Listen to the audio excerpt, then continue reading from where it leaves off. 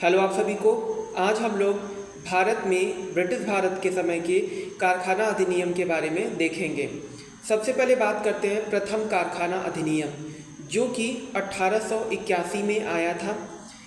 यह कारखाना अधिनियम लॉर्ड रिपन के समय आया था और साथ में इस कारखाना अधिनियम में कुछ प्रावधान दिए गए थे, जैसे कि 7 वर्ष से कम आयु के बच्चों को कारखाने में काम करने पर प्रतिबंध लगाया गया।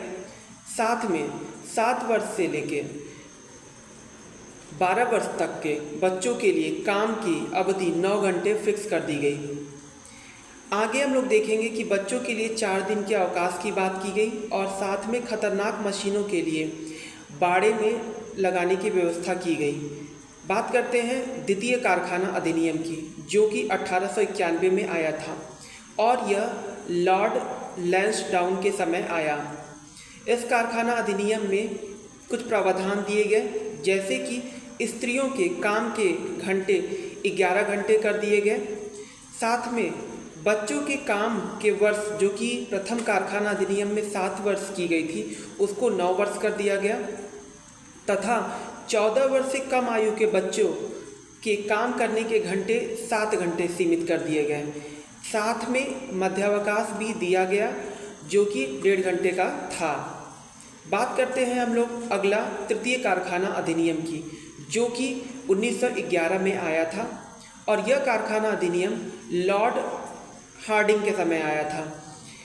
इस कारखाना अधिनियम की मुख्य बातें इस प्रकार थी, जैसे पहला, 9 से 14 वर्ष तक के बच्चों के काम ना करने का प्रावधान कर दिया गया। साथ में वस्त्र व्यवसाय में काम करने के लिए बच्चों के लिए 6 घंटे कर दिए गए और बालिगों के लिए 12 घंटे कर दिए गए।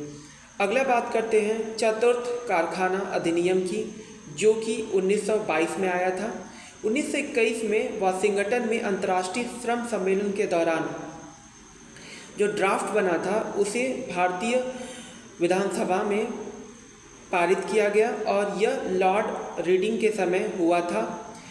इसमें मेन फोकस किया गया था बाल श्रमिकों के न्यूनतम आयु, जो कि अब 12 वर्ष से 15 वर्ष कर दी गई तथा बालिगों के लिए कार्य की अवधि 11 घंटे प्रतिदिन फिक्स कर दी गई और सप्ताह में अधिकतम 60 घंटे ही निश्चित रूप से वो काम कर सकते थे अधिकतम, तथा ओवर टाइम की व्यवस्था भी की गई। आज के लिए इतना ही। धन्यवाद आप सभी को।